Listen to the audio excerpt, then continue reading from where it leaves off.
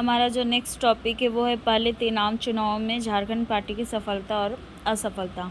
Jharkhand party का कांग्रेस में विलय और उसके बाद के प्रभाव।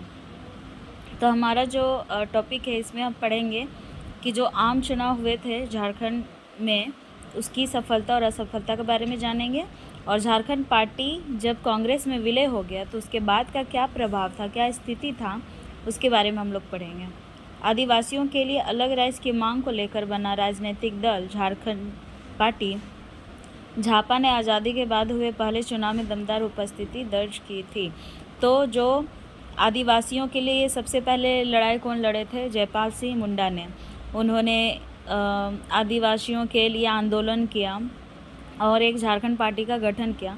उन्होंने 1950 में झारखंड पार्टी का गठन किया और उन गठन के बाद उन्होंने चुनाव में दमदार उपस्थिति दर्ज की। झारखंड पार्टी ने 1951, 1957 और 1962 के बिहार विधानसभा चुनाव में भाग लिया। ये जो 3 हैं ईस्वी, इसे आप याद कर लीजिएगा। ये मुख्य 3 ही हैं जिसमें विधानसभा के चुनाव में भाग लिया था झारखंड पार्टी। 15 से अधिक वर्षों के लिए झारखंड पार्टी बिहार में भारतीय राष्ट्रीय कांग्रेस के खिलाफ एकमात्र प्रमुख विपक्षी राजनीतिक दल थी। तो पहले क्या चल रहा था? पहले कांग्रेस का ही राज चलता था, तो कांग्रेस के विपक्षी दल में ही खड़ा हुआ था झारखंड पार्टी, और ये एकमात्र प्रमुख विपक्षी राजनीतिक दल थी। अब हम लोग जानेंगे भारत में पहले 3 चुनाव, जो भारत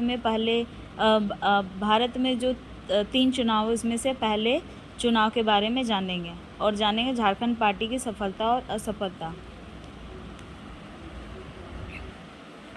पहला आम चुनाव, जो पहला आम चुनाव हुआ था कब हुआ था? 1951 के बिहार विधानसभा चुनाव में पार्टी ने शानदार प्रदर्शन करते हुए 352 सीटों में से 32 सीटें जीतकर एक प्रमुख विपक्षी पार्टी बन गई थी। कितना सीट में से? 352 में सीट में उन्होंने कितना सीट जीता? 32 सीट जीता, और 32 सीट जीतकर विपक्षी पार्टी वो बन गया। उस समय झापा ने 53 सीटों पर प्रत्याशी दिया था। 53 सीटों पर प्रत्याशी दिया था, लेकिन उन्होंने जो सीटें हासिल की थी वो था 32। तो इसमें भी अच्छा खासा इन्होंने पहला चुनाव लड़ा, उसमें से 32 सीटें मिल गई, तो विपक्षी के लिए बहुत ही अच्छा इन्होंने प्रदर्शन किया। दूसरा आम चुनाव हुआ, वो कब हुआ? 1957। इसमें इन्होंने 70 सीटों पर चुनाव लड़ा और 31 सीट हासिल की। तीसरी आम चुनाव 1962 में 75 सीटों पर लड़कर 20 सीटें हासिल की। इसी साल झारखंड पार्टी ने राज्य पुनर्गठन आयोग को झारखंड अलग राज्य निर्माण के लिए ज्ञापन सौंपा था, लेकिन उनकी मांग स्वीकार नहीं की गई थी। तो इसी टाइम पे जयपाल सिंह मुंडा जो हैं, वो जब झारखंड पार्टी 75 सीटों में से 20 सीटें हासिल की, तो उन्हें लगा कि अगर वो अलग राज्य की मांग करेंगे तो उनकी मांग को स्वीकार कर लिया जाएगा, लेकिन ऐसा नहीं हुआ। पार्टी के जीतने के बाद भी उनकी जो मांग थी उनको स्वीकार नहीं किया गया। इसी प्रकार से भारत में पहले 3 चुनाव में झारखंड पार्टी की सफलता तो हुई, उनकी सफलता तो हुई क्योंकि वे इतने सारे सीट जीते हैं, चुनाव लड़े, एक अच्छे विपक्षी दल बने, लेकिन कोई फ़ायदा नहीं, क्योंकि उनको सफलता तो मिली राजनीति में, लेकिन झारखंड अलग राज्य निर्माण की मांग को अस्वीकार से उनकी असफलता हो गई।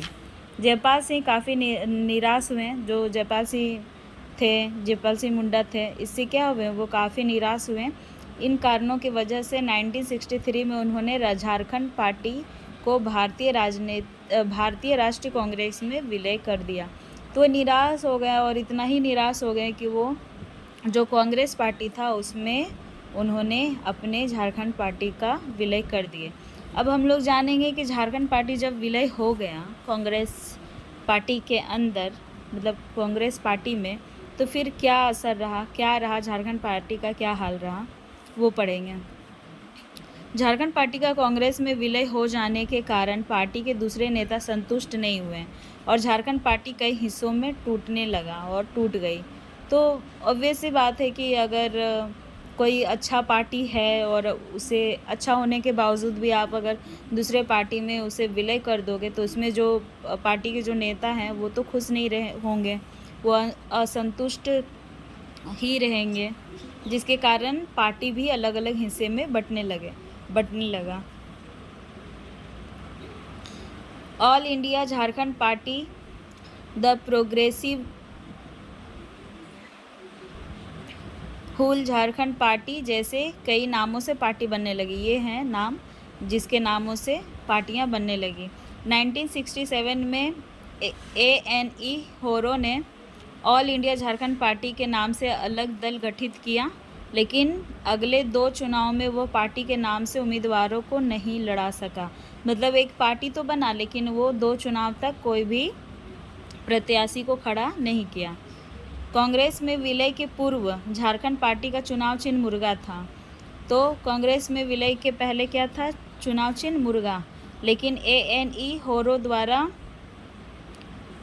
गठित नई झारखंड पार्टी का चुनाव चिन्ह हो गया नगाड़ा। नगाड़ा बना। ऑल इंडिया झारखंड पार्टी के नाम से एक और दल बन गया। इस बार झारखंड पार्टी 42 सीटों पर चुनाव लड़ी, लेकिन केवल 3 ही प्रत्याशी जीत सके, यानी 3 ही सीट हासिल हो सका। कितने में? 42 सीटों में। 1977 में 21 सीटों पर लड़कर पार्टी का केवल एक ही प्रत्याशी चुनाव जीता। इस तरह से कांग्रेस में विलय होने के बाद धीरे धीरे झारखंड पार्टी का विलय होने लगा।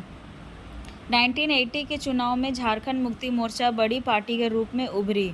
इसके प्रत्याशी 31 सीटों पर लड़कर 11 सीटें जीत गए, जबकि 26 सीटों पर लड़ने वाली झारखंड पार्टी को कहीं जीत नहीं मिले। तो 1980 में ही मुक्ति मोर्चा पार्टी आया और वो बहुत ही अच्छा अपना उपस्थिति दर्ज किया। 1980 में उन्होंने 31 सीटों में 11 सीटें जीत हासिल की, लेकिन झारखंड पार्टी का कुछ नहीं हुआ, उनको कहीं भी जीत हासिल नहीं मिली।